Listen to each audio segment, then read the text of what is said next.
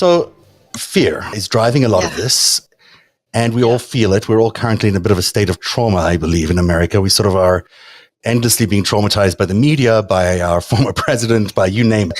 It's by media outlets out there. We're constantly being attacked and driven to a point of fear. You think if you change your mindset around these things, you can defeat fear? I believe so. I mean, I believe that based on my own experience. I realized that my emotions, not always, not in emergency situations, but generally my emotions arise from my interpretation of events. Mm-hmm. It doesn't arise from the events themselves, mostly. Right. It arises from my interpretation, right? It's like there's a wonderful, I love this quote, it's from Epictetus, who is a Stoic Greek philosopher. He said, we can't always control our circumstances, but we can always control our reaction to those circumstances. That's interesting. And I think it's powerful, right? And I think that's what he was talking about. It's like something happens and we just assume that we have to get freaked out. We have to be angry, or we have to be sad, or it's like, wait. There's an interpretation in there. You're somehow interpreting that stimulus in a way that makes you afraid. It's also so important as a country that we realize that our way out of this is to conquer that fear. I mean, there is no way we will survive the challenge that autocracy is presenting to democracy until we unite. Yes. It's difficult sometimes because it's fun to hate the other side. But in reality, if you look down the line, 10 years or 15 years down the line, we need to be united in order to take on the China challenge or the China-Russia challenge or the autocracy challenge. There's no ways we can continue to fight against each other and be equipped to handle what's coming ahead. And that's really what your book is about. I think that's exactly right. And if you look at recent history, so this, the infrastructure bill that they were able to just pass, 13 House Republicans voted for it. Yep. And now they're getting death threats. I mean, that's just ridiculous. Those people were able to step back from partisan politics enough to go, okay, there's a lot of stuff in this bill that is going to help my constituents, and get past the but it's the Democrats and you're a traitor if you believe in it. No, just stop. Come on. Mm-hmm. Let me think clearly about this. Okay, I want to help my constituents. Many things in this bill will help my constituents. I, as a Republican, may not believe that this is exactly the role of government. I want small government, but on the other hand, I want good roads in my district. Okay, I guess I'll vote. I mean, that's real thinking, right? Yeah. And now they're being attacked by hatred from their own side. Is the group of people that are causing a lot of the fear are fairly small, but they're loud and they make aggressive moves, and it's terrifying. So whether you see it on school boards or whether you see it on in these House Republicans that bravely voted for an infrastructure bill. I can't believe I'm saying those words, but there you go. Maybe that's a brave move these days. That's to me is the reality of where we're at. There's a small group of people antagonizing everybody else. And it's up to the rest of us to figure that out and to unite with each other and figure out a way through this that reminds us that we will only survive as a democracy if we tackle these issues together and unite in these issues. Now in some ways it's kind of racist, but the old stories about Brer Rabbit, and if they fought with the creature that was in the... Did you ever read these stories? I know this. I certainly know the stories. I can't remember what the... Okay, so one of the animals gets in a tar pit, and they think he's a monster, and they start fighting with him, and as they fight with him, they get stuck in the tar. Right. And it's very much like that.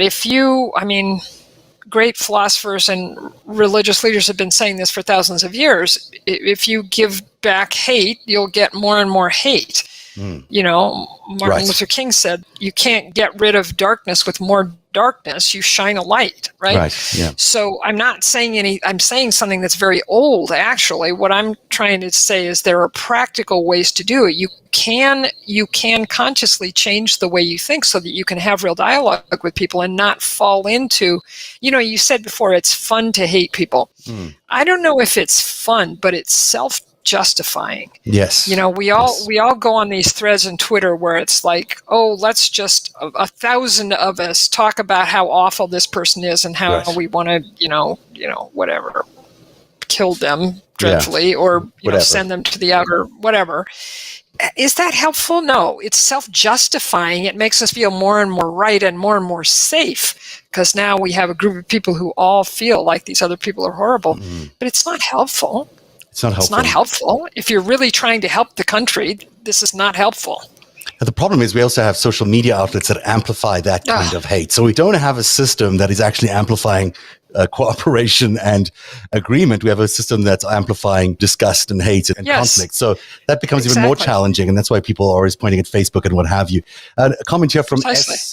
Morganson, who says, one thing I try to do instead of reacting to their Fox News inspired outrage is to ask a question back like, what do you think is the answer to X problem? Or what would be a good solution to like, that's what you're saying. You're saying, I love that. Be neutral and ask questions and engage in a respectful way. And I love that, because I feel like in this effort, curiosity is our friend. Whenever you're trying to make a change in yourself or with another person, curiosity is the opposite of stuckness. When you do exactly what that listener said and say, what do you think is the answer? Or how do you think we should approach this? That kind of curious question just opens you up. It opens you up to hearing an answer, and it opens them up to think differently about the conversation. Right? Absolutely. Here's a question from Terry. Clearly, thinking different requires practice and willingness to learn. Yes. How will millions of Americans learn how to do and practice this? The media will not be helpful, obviously, she says. Yeah, it's, we've experienced a virus in the last 20 months. And so this is the good viralness. I really have been practicing this myself for 40 years, and I like to think that I've had a good impact on those around me, and that they have then subsequently had a good impact on them. That's all we can do, because we're not the president of the United States, and most of us aren't senators, and most of us, we can affect those around us. We can be a light. We can shine, as Mahatma Gandhi says, we can be the change we want to see in the world. Absolutely. I think that's all most of us can affect, right? There's a comment here that I find really interesting from David. He says, in response to Chopin's Heart, that he's trying to be receptive, but there is a time to totally reject fascism. I'm not sure I agree with this tactic. So, I mean, certainly all of us here probably are thinking, there's no ways I'm going to find common ground with a fascist or a totalitarian. Yes. So what do we do about that? I think that's right. And I will go back to, if we can get ourselves into a neutral place, kind of like, who knows? Let's talk to this person, find out. Then we will be able to perceive if they are just good people who are misled or misinformed, or who just really see things very differently than we do, or they're bad, evil people who are totalitarians and fascists and want to, kill us. If you are so wrapped up in your own fear and your own stuckness, if I am, I'm not going to be able to tell whether that other person's really a bad person. I'm just going to assume they're a bad person if they disagree with me. So please, I'm not saying there are not terrible people, but I'm saying that if we start out in a more neutral, open space, we'll be able to tell which people are terrible and which people are okay but disagree with us. It's also interesting that fascism is an interesting term, and we can all agree to dislike the idea of fascism. But is that really what the other side is saying? I don't know if that's what they're saying. They are saying, in my opinion, and I think this is the sort of the elephant in the room that people refuse to confront, but it's all there, is that white America has essentially said, we're not going to let this demographic slide happen any longer. We want to hold on to the power and be responsible for the future of America, as we've been for the last, 200 whatever years. So this is, I think, the core of this. You might call them white supremacists. In fact, that might be a way of describing them. But they're also saying we don't want to give up the status quo. We like to keep things the way, for whatever reasons they might have. Now, they might have very valid reasons for wanting to do that. And it might even be agreeable, a bunch of people, but we're never having that conversation because, and I'm not saying that you can do this in any other way other than, maybe manipulate immigration and stuff like that. There are acceptable ways where you can talk about demographics and control them without having to resort to, turning into Nazi Germany or anything like that. There are acceptable policy ways to say, you know what, we'll allow more white people into the country as immigrants than black people into the country. That's maybe okay. Maybe that's agreeable to everybody. Maybe that's something that everyone can understand and say, that's okay, we'll go with that. It'll keep, the whites in the majority for a little bit longer, and it'll slow down the pace of change, and we can think about things more clearly. That might be all they're saying, but what we're hearing is Nazism and white supremacism and fascism. Totally. And I think it's even more than that. I mean, the positions on the right are as nuanced and different as the positions on the left. So all the way from people who are like, people of color are bad and there shouldn't be any people of color in the United States, probably in all of North America, and so let's just keep them out and let's have a white state. All the way from that to people who feel like, this is just scary to me. I don't really understand. Most of my friends are white. I don't know how people of color are different, and I'm not sure I know or understand what you even mean by systemic racism, and the few people I know who are people of color seem okay. That's a huge spectrum, right? Yeah, absolutely. And we look at that huge spectrum from, I would say, horrific, objectionable to just confused and scared, and we tar them with the same brush. We say it's all the same. Yeah, they're all Nazis. Yeah, and look, there's no doubt that there's no room for fascism in America. There's no doubt that there's no room for Nazism in America. But it's interesting that their fears are exactly the same. I mean, they're worried that the left wing is about to become China and that it's going to be a totalitarian Chinese state, which we on the left think is ridiculous. What do you mean we're turning into China? That's not happening. Precisely. And yet their fear is that that's what we're doing. Our fear is that they're turning us into Russia. It's ironic that both China and Russia are actually allies with each other and doing this to us. But that's just the nature of how they fight the geopolitical wars these days. So I'm going to take a break. And then on the other side of this, we'll take some more comments. Plus, I really want to get into this idea of the 5 phases of change, which we'll talk about after the break. So we'll be right back after this on Narrative with Erika Andersen. Hey, everybody. Thank you for supporting Narrative and for supporting our sponsors. I want you to meet the founder of Moink, an 8th-generation farmer who was featured on Shark Tank. Time for breakfast. My name is Lucinda Cramsey. I was born on a farm and raised on a farm, and I'm an 8th-generation farmer. I wanted to give farmers the opportunity to be financially independent outside of big agriculture. You can see why I selected Moink as a sponsor for Narrative. It's good for you and it's good for local farmers. Moink delivers grass-fed and grass-finished beef and lamb, pastured pork and chicken and wild-caught Alaskan salmon direct to your door, helping family farms become financially independent outside of big agriculture. Their animals are raised outdoors, their fish swim wild in the ocean, and Moink meat is free of antibiotics, hormones, sugar, and all the other junk you find prepackaged in the meat aisle. Sign up at moinkbox.com. That's moinkbox.com/narrative to get a year of bacon for free, and then pick what meats you want delivered with your first box. Change what you get each month or cancel anytime. You don't have to take my word for it. Narrative viewers get so excited about their Moink box arriving each month, they tweet at me telling me it's Moink Box Day at their house. And keep doing that. I really enjoy those. Moink meat is so delicious. Narrative discerning viewers love it, and I know you will too. Get Moink Box right now. Join the Moink movement today. Go to moinkbox.com/narrative. That's NARATIV, the way we spell narrative, right now. And listeners and viewers to this show get free bacon for a year. That's 1 year of the best bacon you'll ever taste, but for a limited time. Spelled Moinkbox, MOINK, box.com/narrative. That's moinkbox.com/narrative. And Moink, of course, are a very, very popular sponsor of this show. So everyone who gets it likes to tell me, as I just said there, when they get their Moink box, and also likes to tweet Moink on the chats, which I appreciate everyone saying Moink. And it's Moo plus Oink, if you're wondering how they got the name. It's called, that's how they... She's really great. I really like her. So Erika Andersen is with us. We've got a few more minutes left here as we talk about change in America. She's the author of a brand new book that's just come out, if I'm not mistaken, just last week. And it is just the book title. I just throw it up here for everyone. Change from the Inside Out, Erika Andersen. Yeah, making you, your team, and your organization change capable. Now the book is obviously targeted at executives or people who are trying to lead change in an organization. What we're doing here is seeing how we can apply some of those things to everybody who's watching, we're all stakeholders in America, Inc. We all have a future that we're trying to lead or be a part of in America, whether we think we're leaders or we think we're, just cogs in the wheel. We all have a stake in what's happening in America going forward. And therefore, we're all sort of leading the change. How do we do it, from sort of the grassroots level up? Like, we look at both parties. I would say both parties are stuck in this sort of institutionalized systems. They both have lobbying systems and financing systems that have just been the same forever. Both probably need to evolve somehow. How do we start this change conversation from the bottom up? I love that question, and this is where I'll go. As you know, the second 2/3 of the book, the second and third thirds of the book, are about our 5-step change model that we use when we're helping organizations to make change.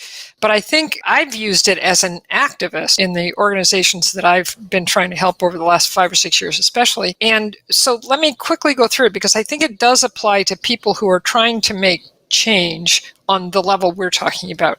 So the first step in the model is clarify the change and why it's needed. So sometimes I feel like as activists on either side, we get so like, we all know what the change is. We say, oh, why it's needed. We're not even going to say it, but no, really think as though you're not already an advocate. How would you describe the change, and how would you say why it's needed in a way that goes past the kind of sound bites of whatever side of the debate you're on? Why is it needed? What will it do that's helpful? What are the benefits of this change? And then the second step is envision the future when the change has been made, because part of our fear about change is fear of the unknown. If people are saying, let's make this change, and the future is blurry, then we fill in the blanks. And that's when people on the right say, oh, you want to make us be like, communist China. And people on the left say, you want to make us be like communist, whatever. No, just say what's going to be different. What good future will this bring? Try and describe that to yourself, even among yourself as an activist group. So it's clarify first, and the second is to envision the future. Envision the future state, the post-change future state. Okay. And then the third step is build the change. So this is where you get very practical. Who is going to help you build this change? Who do you need to help you? Who are the key stakeholders? Meaning, who is going to have to adopt this change in order for it to happen? And then what is it? What actually are you trying to make change? And this is when you're working on a local level, like at a local government level, or just a local initiative in your school. Like, what is your plan for change? And you get some stakeholders to help you and try and move it forward. Then, and the fourth step is what almost no organizations do, almost nobody does when they're thinking about change. The fourth step we call lead the transition. So you've got your change plan, but now comes the critical part where you want to help people do what we've been talking about this whole hour, change their minds. So this is where you really have to get into, if you want to help people change their minds and, open to and accepting of whatever change you're proposing, you have to get clear about what is going to be difficult for them about this change. When they, don't assume that they're going to look at it and go, great, just what I wanted. They're going to look at it and go, this is going to be difficult, costly, and weird, right? So what are they as people going to need to help them make that move to thinking it could be easy, it could be rewarding, it could be normal? What's your plan for helping people make that shift in their mindset? Then as you start to implement a plan, you help people through that shift, so that in step 5, which is keep the change going, you've got a critical mass of people and you can move forward. So we use this all the way from large organizations making major change to many of my compatriots have used it in our local activism. I love it, obviously, because it integrates the practical, what literally changes do we need to make, and how are we going to help people through it? It's one of the things I'm a big fan. I know, many people aren't, but I'm a big fan of Pete Buttigieg's because I've observed that this is how he approaches things. He's doing, and now, his job as Secretary of Transportation is right at the heart of this infrastructure bill. And I was just listening to him the other day, talking to a group of people about the problem with getting goods in the country now, the supply chain problems. Supply chain problems, yeah. Yeah, and it was so great because he was doing exactly what I prescribed. He wasn't assuming that the audience was with him. He was assuming that they needed to be helped to understand what was actually happening and how it could be made better. Right. So they could go along with him. He's a very McKinsey guy. You guys are both consultants. I'm sure that there's a reason why you both appreciate each other's thinking. I mean, he is very thoughtful. I mean, this is going to be a remarkable time for Buttigieg, I think, because if he's going to be the next potential leader of the Democrats, he might have real opportunity here to show us what he's capable of with this huge new infrastructure fund. At the start of the show, we asked people to answer this question, and I forgot to start the polling. And the question was, do you have any friends on the other side of the political spectrum? This is a new system to me, so I hadn't started the polling, but now I have. So we're seeing people starting to add their votes. If you're wondering where this polling is happening, you have to go to narrative.org/TV. That's where our new interactive player is being tested by us for the first few times here. I love it, actually. I think it's great to be able to get feedback from the audience directly on the screen and also to be able to do polling like this. Look at this. So far, 50% say many. I am thrilled. I am thrilled about this response. This is not what I expected. You expected there to be very few people who had many friends on the other side of the political spectrum. I thought it would be a bell curve. I thought it would be some none, some many, and mostly a few. So I'm thrilled that half the people have many friends on the other. That's wonderful. It's so interesting because, when we do the show with so many different experts of any stripes, whether they're cult leaders or others, whenever we do a show about how to convince people on the other side that might be trapped in a cult or might be, thinking like they're trapped in a cult at least, it always generates such a huge response because it really has torn families apart. I think the downside of there's also downsides, but the real tangible downside of what has happened in America the last few years is families that have been torn apart. And I think that they are absolutely so many, and it's caused the fractures that I don't know if they'll ever be healed. So it's very difficult. So your approach is great for that. I mean, I think the more you try to adopt a neutral ground and listen to each other and actually listen to what they're saying, it might be the safest way to bring those families back together. I think that's exactly right. I mean, I don't have any very hard right people in my family, but I have a few people in my extended family who haven't been vaccinated, who think that, who just have who kind of maybe think some conspiracy theory, and I just refuse to demonize them. I love them and we have some things in common. And so I want to work on understanding them and coming to a point of view where maybe both of our minds can be changed in some important ways, Yeah, I think that's absolutely true. I'm going to just throw up another question here from one of our chat people here, Matt Fosa, who, by the way, does the theme music for the show. So thank you, Matt. I owe you an ad, which I'm still going to do. I love the theme music. It's very stirring. I loved listening to that while we were waiting. That's exactly what this season I asked, Matt asked what kind of theme do you want? And I was like, I just want something that's really inspiring people and going to unite people because I felt like everyone was so down in the dumps towards the end of last year. So that's great. Thank you, Matt Fausa. The question that he has, that may work with average folks and people we know. What about those who are known manipulators, who are based on all we see appear to want division? In other words, the Steve Bannons of the world. Yeah. There are bad people who are badly intended and who want to sow fear and think that life is a zero-sum game, and if I win, you lose. There are people like that, and so I'm not telling you to lose your power of discrimination. I'm saying don't assume people are guilty until proven innocent. Don't assume that everybody is Steve Bannon. Just start out neutral. Can you move Steve Bannon along your change, arc here? Or do you think? I don't think so. Yeah. No, I don't think so. I mean, there were some books that a guy named Scott Peck wrote in the 70s and 60s and 70s and 80s about there are actually people who are evil. Let's not get so new age that we forget that there are actually people who are evil. There are actually people who are evil, Yeah. I want to go back to the 5 steps of change. Yeah, 5-step change model. Yeah. It seems to me that the right wing is able to do step 1 quite well, in that they're actually able to clarify the change that they're trying to make. And it seems to me that the left wing is forever in debate about a million possibilities, because just the nature of liberal politics is that, we'll talk about policy until we're blue in the face and we will never agree on anything, accept each other's nuance and yada, yada, yada.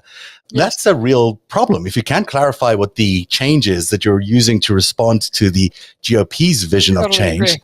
How do we convince them? How do we convince anybody? Because we need to clarify. I could not agree with you more. And I also think that we have, unfortunately, extended the demonization within our own ranks. I mean, if sometimes I hear people who are on the far left of the Democratic Party who consider themselves, for instance, fans of Bernie Sanders in the last election, talking about people who are more central, yet to my mind still progressive, center, left center, and you'd think that they were all evil beings, should be scourged from the, come on, seriously? Right. I mean, let's find common ground. Let's look to find common ground. Let's find what we can all agree on and move forward, Yeah, but what do we do about the left that's so I don't like beating up on the left because it is so difficult to be on that side of the scale, but they don't seem to have a coherent message that they can say, this is the change.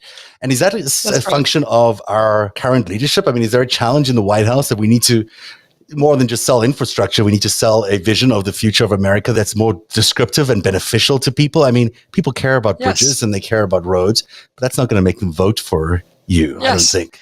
So I'll, revealing my politics, I'm pretty left. I'm lefter than Biden and probably not as left as Ocasio-Cortez, but I'm somewhere over there.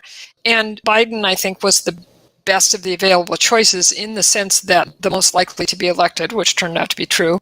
But I think he is a well-intentioned human being, and I agree with about 75% of what he says, but he's not a visionary. He cannot...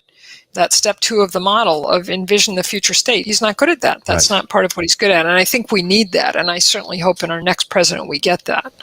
Yeah, it's interesting. We sort of have a caretaker administration in some ways right now. Thank God we have him because he's the best person for the job right now in terms of stabilizing his ship. But, have we met the future leader of America from the Democrat side? I don't know if we have yet been confronted by someone with a real vision. I have my point of view, but and that was what we, in 2008, I remember the first time I heard Obama, I was like, oh my gosh, I was galvanized because vision is powerful for us. We want to have that castle on the hill. We want to hear about what that could be for us all, and we need that.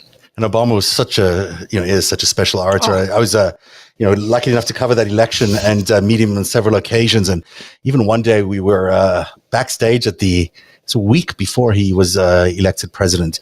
He was at a big event in Virginia, and everyone knew he was going to be the president. Like, it was beginning to be pretty obvious. Yeah. So we spent the day with him, and watching him warm up before he got up in front of that crowd was unbelievable. He was like a boxer ready to get into a fight. He completely worked himself up and then got everybody else in a fight, into the fighting spirit. And I think that speaks a lot to what you were saying earlier on about needing to internalize the change first, bring the change in from the inside out. And think about Obama in a fighting spirit. He's not fighting anyone except our hopelessness and disbelief. Yeah. I mean, the last time I was inspired by him was at John Lewis's memorial, and I just felt like he has that power that great leaders have to bring us together, to think about a future that is more hopeful, that's possible, that where we're all looking together toward the future, so we're not thinking so much about the differences between us. It's a unique power, It is a unique power, and he was really skilled at that. But it did take him time. Yeah. I mean, actually, I just to underline that point. He worked himself up. He wasn't and he started the morning. He was very cool and calm with us and whatever. But before he got on the stage, he needed to get himself into a position and a mindset that he could inspire change in other people. Yes. So, and one thing I want to say, and maybe this is how we are with time. We're running out of time, maybe toward the end, is look to the youth, looked at that wonderful young woman whose name escapes me at the moment, did that amazing poem. Oh, the poet laureate. Yes, the poet laureate at Biden's inauguration. Yeah, can't remember the name. Oh my God. Someone will tell us here. These are the young people. These are the people who are in their 20s and 30s. There are amazing people. They are going to help us. A lot of them don't buy into this hatred and do want to find a way forward. And let's support them to help us heal. Absolutely. That's a great point to end the show. As people walk away this evening, I hope they take into your heart all the things you've said, like about changing their mindset as they listen to things and about changing the way they speak to themselves and also how they approach change in the world by using a 5-step program, which everyone can find out more about this at your website, Erika Andersen. That's Erika with a K, Andersen with an E, .com. Yes. And everyone can check out there, and you'll find a lot of people are saying on the chat, by the way, it's Amanda Gorman was the name of the poet. Thank you very much. Amanda Gorman, yes. Oh, so powerful. Thank you for reminding us of that. Oh, thank you for reminding us of that. And Erika, thank you very much for being here tonight. The book is called Change from the Inside Out by Erika Andersen. I highly recommend it no matter what change you're going through in your life. I hope you buy it. It's a terrific book. And I hope many of you take some of the lessons away as it relates to politics and about about healing the divide in our country and healing the polarization in our country. Thank you, Erika. Thank you for being here tonight. It's good to see you. Thank you so much. This was great. It was lovely to see you. Likewise. And that's Erika Andersen. Tomorrow night on Narrative, we'll be watching the Rittenhouse trial. I predict we'll see a verdict by tomorrow night. We'll be there speaking of bridging the divide, and also an update on the Ghislaine Maxwell, the jury selection that's happening right now in Manhattan. All of that is coming tomorrow night on Narrative, and on Friday, the after show with LB and Greg Oliar. We'll see you all then. Until then, have yourself a very good night. Thank you for watching Narrative tonight, and good night, Erika. Good night. Narrative is made possible by viewers like you. Join today and support truly independent journalism at patreon.com/narrative. That's patreon.com/narrative.